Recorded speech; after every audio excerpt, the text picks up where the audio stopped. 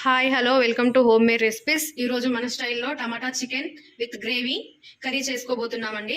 Chicken అయితే ఒక 1/2 kg తీసుకున్నాను. ఒక 5-6 టమాటా, ఒక 2 ఆనియన్స్, పుదీనా, కొత్తిమీర, కొంచెం పెరగండి, పసుపు, ఉప్పు, కారం, అల్లం, కసూరి మేతి, లవంగాలు, కొంచెం దాల్చిన చెక్క, బిర్యానీ ఆకు, ఇవన్నీ తీసుకున్నామండి.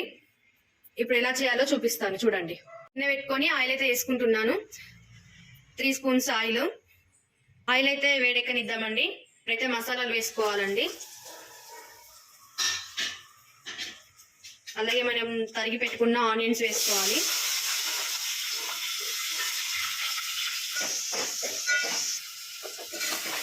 ఆనియన్స్ అయితే మంచిగా ఫ్రై చేసుకోవాలండి.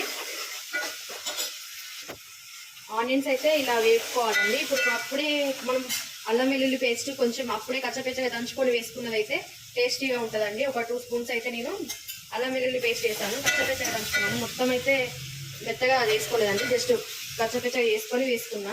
ఇప్పుడైతే అవి ఫ్రై కానియాలి. పసుపు వేసుకోవాలండి. పసుపు వేసుకొని కలబెట్టుకోవాలి. నెక్స్ట్ ఒక 4 స్పూన్స్ వరకు కారం పొడి వేసుకోవాలి.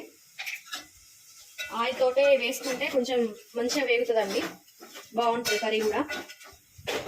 అలానే పోపులో కొత్తిమీర, పుదీనా కూడా వేసుకోవాలి. కొంచెం చికెన్ మసాలా కూడా వేసుకోవాలండి. దీన్ని ఒక 2 మినిట్స్ వరకు ఇలా వేపుకోవాలి.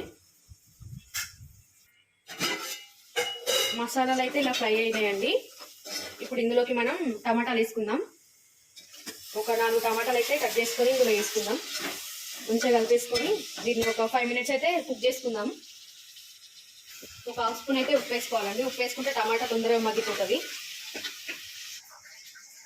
ఇప్పుడైతే మూత తీసుకుంటున్నామండి. కలపకుండానైతే డైరెక్ట్ ఒక కప్పు గడ్డ పెరుగు వేసుకోవాలి. ఇలా కలుపుకోవాలి.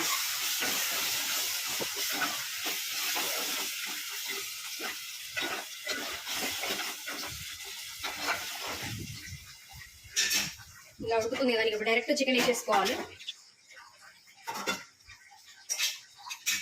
చికెన్ వేసుకొని ఇట్లా మంచిగా కలుపుకోవాలండి. ఇది టమాటా గ్రేవీ కర్రీ కాబట్టి కొంచెం ప్రాసెస్ అయితే ఇలానే ఉంటుంది. టమాటాతో పాటు వేస్తే మంచిగా ఉడుకుతుందండి చికెన్. పెరిగేసాం కాబట్టి తొందరగా కుక్ అవుతుంది. దీన్ని మూత పెట్టుకొని ఒక 10 మినిట్స్ వరకు కుక్ చేసుకోవాలి. 5 మినిట్స్ తర్వాత అయితే తీసి కలబెట్టుకోవాలండి.